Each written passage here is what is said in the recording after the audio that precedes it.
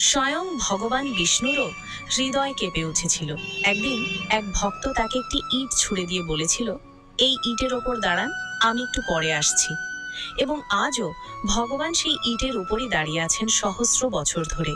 এটাই পুণ্যভূমি পাণ্ডরপুরের ভিট্ঠল দেবতার কাহিনী। সেই ভক্তের নাম ছিল পুণ্ডলিক। কিন্তু পুণ্ডলিক প্রথমে মানুষের মতো ছিলেন না, আচরণে ছিলেন নিষ্ঠুর। তিনি নিজের বৃদ্ধ মা বাবাকে ঘৃণা করতেন। স্ত্রীর প্ররোচনায় তাদের দিয়ে ঘরের কাজ করাতেন, যেন তারা চাকর। বলতেন, বুড়ো হয়ে গেছো, বসে বসে শুধু খাও। একদিন স্ত্রীকে নিয়ে তিনি তীর্থযাত্রায় বেরোলেন। সঙ্গে নিলেন মা বাবাকেও, তবে সেবার জন্য নয়, বোঝা বহন করানোর জন্য। রাতে জঙ্গলে বিশ্রামের জন্য তারা থামলেন।